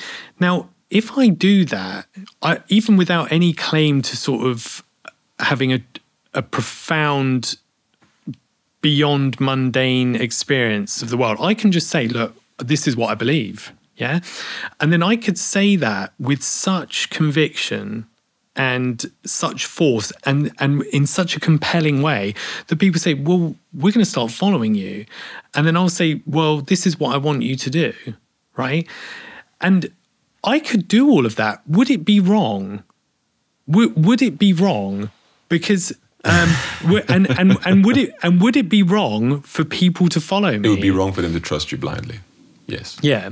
I don't think it'd be wrong to, if they feel like they agree with what you're saying and it brings them benefit, of course it wouldn't be wrong. Of course it wouldn't be wrong. And we need to make that clear. Yeah. It would not be wrong. Exactly. But it would be wrong for them to trust you implicitly. Yeah, exactly. So if I do all of that, right, and I don't compel them, there's no compulsion, yeah, you must do this. There's no sense of you need to give me everything. Yeah. Yeah. Just give me everything without question, without knowing, there's no force or coercion and all of that. But I'm just a guy who just said, well, this is what I think the world is, and you can either follow me or not, right? What is disallowed by that if those people want that and are happy? But you know what it is? I think the filter there is you're basically presenting yourself as a philosopher / theologian, right? And if you do that and you don't make any supernatural claims about yourself, then you don't require supernatural behavior from your disciples, right? They just need to sort of adhere to your teachings, and as long as it's beneficial for them, they will. Yeah. Okay. I think that in the case of someone like Jesus or Guruji, where there is a little extra sort of in the culture of obedience and all of this, I think to justify those requests of worship or obedience or whatever it may be, there has to be some transcendent display for us to believe that this person is of a different nature, this person is in a different state of consciousness or whatever it may be. Yeah. And I think that's what comes with that inspection. My purpose in saying what I've just said is say it's not easy to come to conclusions about what's right and what's wrong, what's a cult, what's bad, what's good. You just said philosophy. I could say that there's a lot of good stuff in Plato, right? Yeah. And that Greek concept of the world is really compelling. There is a kind of panentheistic concept that's quite like Hinduism. There's a sense of the unity of everything. this flowing with nature, stoicism. Right. And I could just say I am now the head of the Neoplatonic Society of Springen, Germany. Yeah, that's me. That's who I am. Come and listen. I'm honored to have you on the podcast. Yeah, come and listen to my talk. Yeah. Yeah, and then you come and listen to my talk, and I say, in order to achieve some realization akin to what Plato must have had to come to these conclusions from within himself. Yeah, we need to do what Plato did. Let's behave like Plato. Yeah, all of the things that Plato did, I'm doing, and I'm coming to realizations, and you should do them as well, right? And then I feel good, and then the people following me feel good. And, but we need a place to do our Plato stuff, right? So can you all stump up a bit of cash, yeah, so that we can rent that place, right? And then we rent that place, and I keep talking, and a few more people come, and we're like, hey, why don't we own the place? That would be more secure. And then we're free to meet more often and everything. And so then people give a bit more money, and we actually buy a place, right? You tell me now, what's wrong with that? Nothing. Is there anything wrong with that? No. Everyone's happy, everyone's feeling edified, everyone's feeling good. And also tell me what is different between that and you going into a church being told these things. Like, the priest is not making a claim that he's supernatural. Right. He's just saying there's some guys back in the day that knew this supernatural guy, and this is what we're following. You can feel good if you do But this. You hit the nail on the head there. The priest is not making supernatural claims about himself. So in the example you just gave, I think it's all right. Nothing wrong with it at all. Yeah. I think the most important thing is the responsibility on the individual who is heading the religion or the spiritual movement or the alleged cult to be transparent and honest about who and what he is, right? So not to make any false claims about himself, right? On that side, and on the side of the devotee or the follower, whatever you want to call it, to scrutinize every belief that they hold about that individual. Because in this case, you're just teaching a philosophy about the world, so to speak, nothing about yourself in the example you gave, right? And that's therefore relatively safe. Yeah, there's not much that can come from that. But just to push it, because the reason I'm saying this is it's so subtle and nuanced, right? Because, what I've just said about me doing this, is it that different from a Jonestown kind of thing? Because I don't know much about him, but I think his thing was society is done. Yeah, we're going to create a utopia in South America, or wherever it was, wherever Jonestown is, and we're going to live by a set of ideals that you're going to be happier in. I don't think he was saying he was divine, right? No, I think at that point you're right. But I think eventually didn't he start to make claims that he knew what was going to happen, he knew the future, and then he knew what would be the result of that mass suicide. I think so. Yeah. Right, that's a supernatural claim. Yeah. That's what I mean. The minute it goes to the supernatural realm, the claims, right? That you have powers that others don't. Yeah. That needs to be heavily scrutinized. Yeah.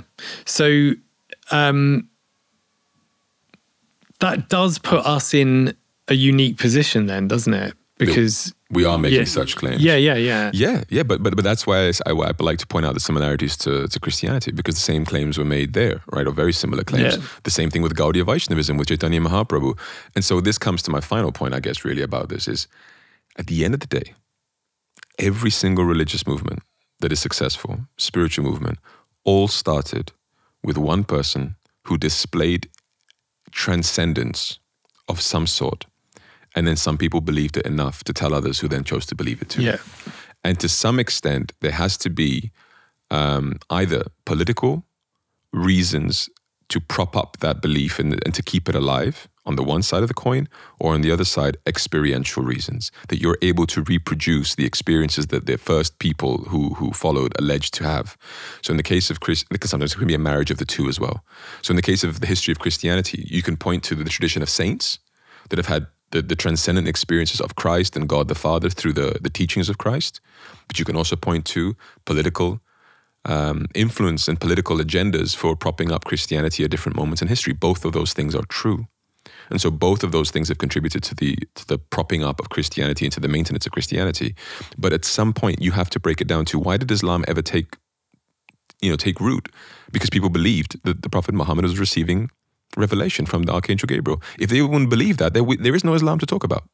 People had to believe in that was going on at that moment. Well, the problem is that today, and I guess at any one time in history, but it's more profound today because of the so-called Enlightenment, from the 1700s on, the scientific Enlightenment that people talk about, that there are going to be a bunch of people who staunchly cannot believe that a transcendent being exists, right? Because they don't believe in transcendence. They don't believe in God. They only believe in materiality.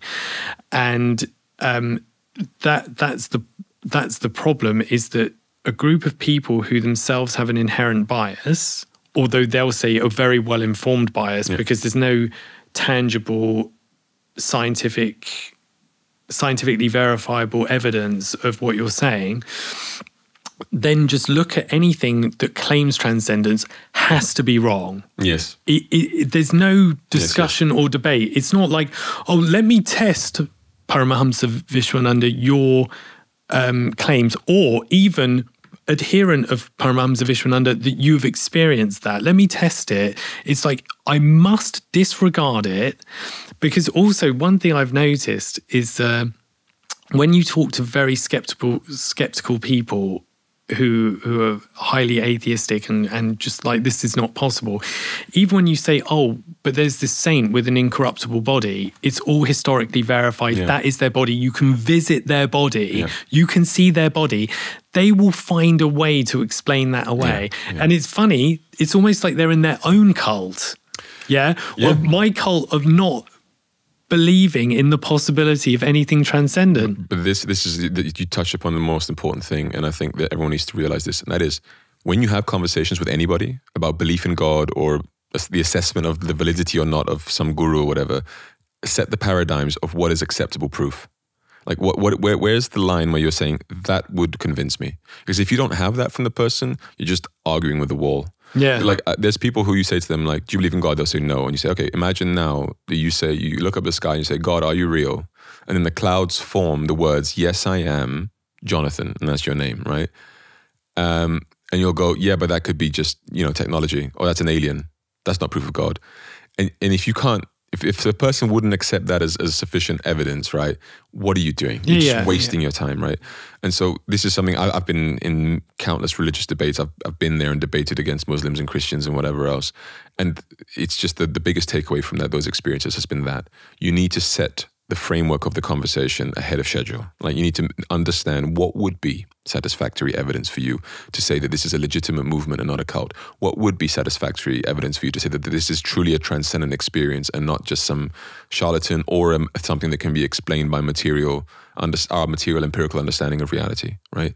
If those things are not mapped out in advance, or if somebody says, I don't know, most of the time you're just wasting your time. You're absolutely wasting your time. And that's the thing. I have experiences with Guruji that I've personally had, right? That I believe to be fully transcendent and have no material explanation whatsoever. I can share them. I probably will share them in several episodes or in several podcast episodes. But at the end of the day, it's just, okay, do I seem like a reliable person? Yes or no? That's going to be the criteria for people to believe me or not. And most people, as you've said, in the society we live in today, are going to look at that and say, I just reject it outright. And to those people, I will say now, I set the sort of challenge now and leave it there open-ended. Is that the scientific method? Is that the rational, mature method? To just dismiss things outright because they don't suit your preferred understanding of reality? But it's also so arrogant. I have to say that the arrogance of people when they dismiss, right? Because, and when we think about Jesus and those more historical figures where there was science, people say there wasn't. There was some science. It wasn't in anywhere near the depth it is now, right? But there was logic, there was rationality, etc. But now we're that times 10 or however much, right? it makes what Guruji's done even more incredible and amazing. And the people who attack, it shows their arrogance, their deep arrogance, because he's in Europe. Most of the adherents have a level of education where they would at least question things. Yeah, they understand. They've been taught scientific principles in school. They've done experiments. They understand the scientific method. Let me interrupt you. I've spoken to religious leaders, right? Yeah. Prominent religious leaders that have said Europe is the last place I would ever go to try to start my movement because of how rational, educated, cultured they are, and how unlikely they are to believe anything.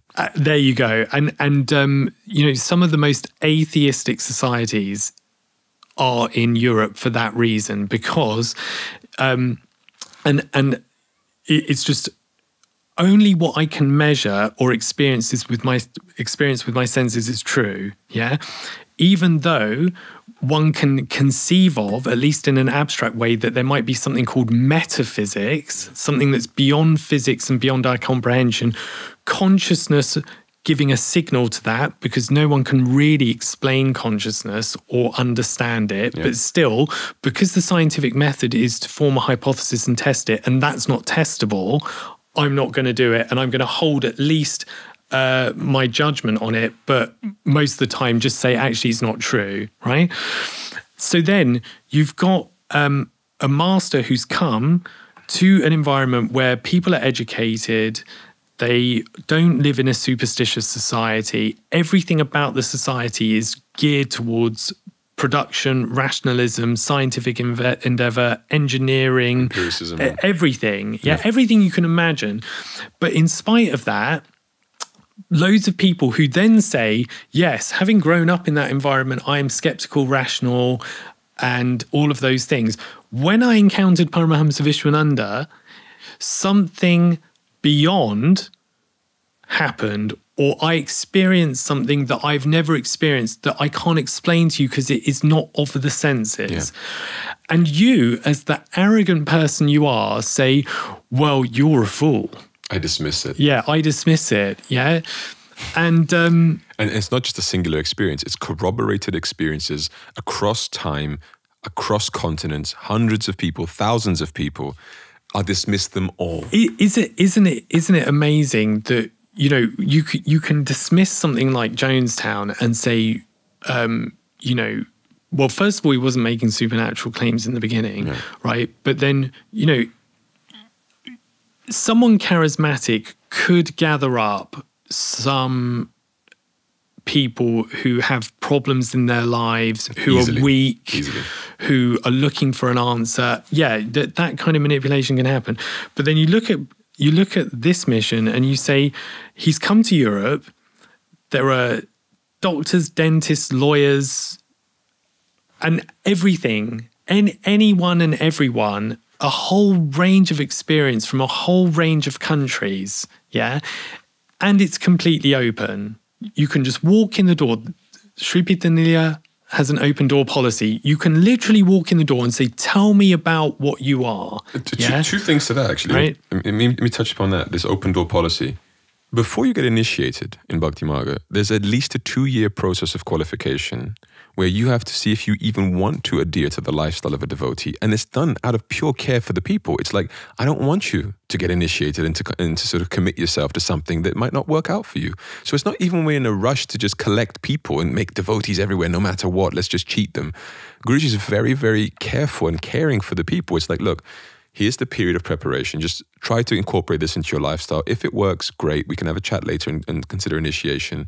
If it doesn't work, you're not getting initiated, and that's fine. Just continue to follow within your lifestyle, firstly. Second of all, people have left every rank possible. Devotees, monks, brahmacharis, swamis, they've all left and come back. All the time, yeah. Like they have literally broken vows, left, without sort of this big demonization, and then come back sometimes a year later, sometimes 10 years later.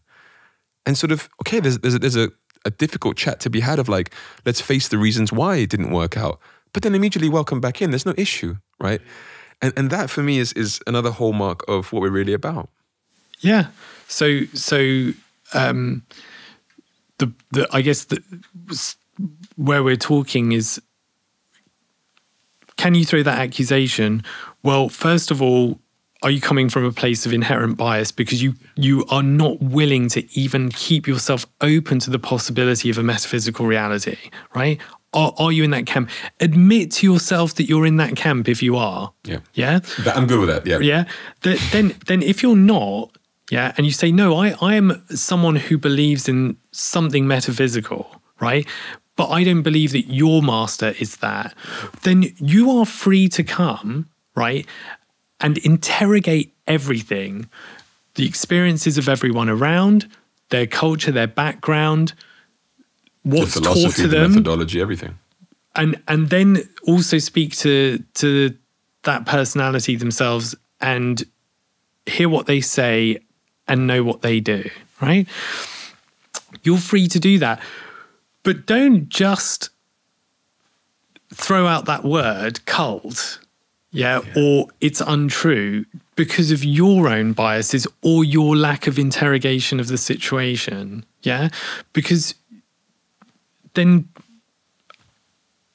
you're the cult in a way. Yeah, you formed your own cult of blanket denial of something without actually investigating. You're it. the brainwashed one, to be honest. Yeah, absolutely. And I think people are so quick to say, just because it happened in my head, just because that thought was in my head, it's got to be right. Yeah. It has to be correct. Yeah. And then when people who are of that nature speak, they themselves form their own personality cult. I tell you what, some of the ways that the behaviors around people like Richard Dawkins, it's like they're the god of their adherents. Whatever they say. Yeah. It's like, wow. Shastra. Yeah. Whatever his book's called, what is it? I forgot now. Anyway, God is not dead, or God is dead, or whatever. I can't remember the name of his book, right? So I always get at Christopher Hitchens, the God is not great, and then there's God the is God not great. delusion. That might be Dawkins, the God delusion. Yeah, so Hitchens and Dawkins. And the thing is, you can, none of this is provable except within you, right? But if you're unwilling to accept that possibility, then okay, what are we going to do? What are we going to do? But be reasonable. Yeah. It's an invitation to rationality and reasonability, and I think open-mindedness, free thinking. And I think there's my closing remark on this is I think scrutinize and question, like be a free, independent thinker, but also don't do it to the extent where you're constantly scrutinizing and you're not willing to settle on a conviction as well. So I think we have to have this dual-sided nature almost, where we're like, I'm open to sort of questioning and exploring, but at the same time, I'm also opening to accepting what I have found at the conclusion of my exploration. Because you have people who sort of go too far and they believe too easily without any sort of analysis and questioning. And then you have people who just question everything and never come to any conclusions and are never happy to settle at anything because they're inherently skeptical. And Vedic culture in general is all about inquiry, but at the same time it condemns doubt. So if you look at the Gita, it talks about the Jignasur, the investigator, the one who searches for knowledge, who's inquiring. The Vedanta Sutras, the Brahma Sutras, they start with the injunction to inquire into the nature of Brahman, into the nature of God, the very first verse. Do this Jignasur, this investigation. Chapter 4, verse 34 of the Gita, Krishna says, when you approach a guru, approach with extensive inquiry. So there's constantly this push to investigate. At the same time, these people who dismiss everything only investigate with their mind. Yeah. But the investigation is actually experiential within. Yeah. So it's actually not to go outside, collect data, find the empirical evidence. The only route to that transcendent reality is from within you. You have to go because back. Those are the claims. The claims are about nature of self. Therefore, you have to experience it in the self. Right? Yeah, and so there's so much bias and prejudice that these people who condemn even religion, but then also point the finger at things that are not mainstream religion and say it's a cult, and it's all based in inherent bias and or a lack of willingness to go into it and really know more about it. Like, for instance, there are people who go, all religions are BS, and they're all the same. And they're frankly not the same. They're making completely different claims. And the hallmark of Hinduism and the thing that sets it apart from, say, Islam, Christianity, and Judaism is that it's experiential. Right. You are here to experience yourself as you truly are, and bigger than you are when essentially trapped in this body. But I don't think these people who dismiss all religions as bad and the same have even bothered to find out, oh, that's what Hinduism's about. That would be a revelation to them. They'd be saying, oh, but you just worship God like they do. Or even worse, weird-shaped gods. They always go into that, right? Elephant heads and Kali, and all. It's always Kali. Kali comes up. Always. I'm scientific. They're primitive, and you're even more primitive. How about we do this, Sham? How about we do this? I think this is great material for a future episode on comparative religion, because I think as much as there is Myron. Maybe. Because I think as much as there is this introspection needed, like, or at least this analysis on a experiential, personal level, I think there is also a logical coherence that has to apply there. So, for example, if a religion claims that their God is all-loving and perfectly merciful, but then will send them to hell forever, that's part of the analysis that you have to do. This is a logical incoherence in your claims, right? And I think that it's a marriage of the experience and sort of rationality and logic, coherence, right? All of that needs to marry together to form a mature, well-informed, unbiased opinion. And that's what we call, in a sense, Purva Paksha in Hinduism. It's this idea that if I'm going to critique something, let me first try to understand it fully from the other lens, from the other side of the coin, before I can make a full assessment on the situation. And that's what they're not doing, and that's what we're inviting them to do. Perform the Purva Paksha, like come and see things from the other side of the coin. And I think that's what really is the crux of the argument here. Am I allowed to name people? Sure. And also that I don't like? Yeah, do what you want. because the whole time I was having that rant, I was thinking of Stephen Fry. He really annoys me because everyone upholds him as being, oh, he's so intelligent. Good actor. Right? Yeah, but he basically knows facts, right? And I have seen a YouTube video of him, because he's a staunch atheist, right? Yeah. And coming up with these arguments about why there's no God. Yeah. And they're actually kind of infantile. And they're especially infantile when you have the Hinduistic worldview and some experience of a transcendent reality, even if minor, within yourself and also in your experience of Guruji. So, for instance, one of the things that Hinduism makes you realize is how insignificant this material life actually is. We already know it is because we're going to die, but when you see it in the grand scheme of an eternal soul, and the distinction between Prakriti and Purusha also. And also that we reincarnate, etc. But then you also touch upon that reality. Yeah, you do some sadhana and you actually touch upon that reality.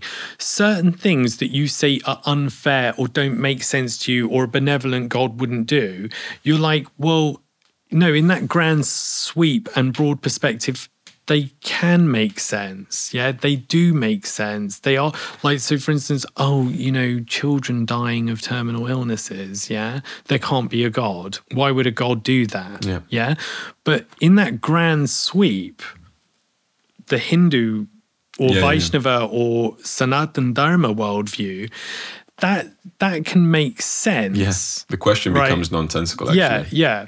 And you haven't even begun to look at religions outside of But the one that you grew up That's in. what I was about to say. I understand where they're coming from, and they're refuting the mainstream religions of their culture, and that's what it comes down to. Yeah. Because in a one life scenario, the kids dying at birth or whatever doesn't make much sense. Yeah. Yeah, and so you can understand why the arguments would be made in that direction. You can understand the issue. So I think it's just that it's a narrow lens, or perhaps a targeted audience. Perhaps he's someone like Stephen Fry or whoever else is just targeting the religions that he's exposed to, right? I do think with globalism and the 2023, you do have to have a broader perspective, and Hinduism is global enough for people to make a serious investigation into it. Yeah, and it just goes back to what we said before. Like you just get on your soapbox about anything, and the first thing that comes into your head is, and we mistake being articulate and clever with being truthful or accurate, and also just being well informed. Yeah, are you genuinely well informed to the extent that actually, do you know what? I've investigated all of the religions.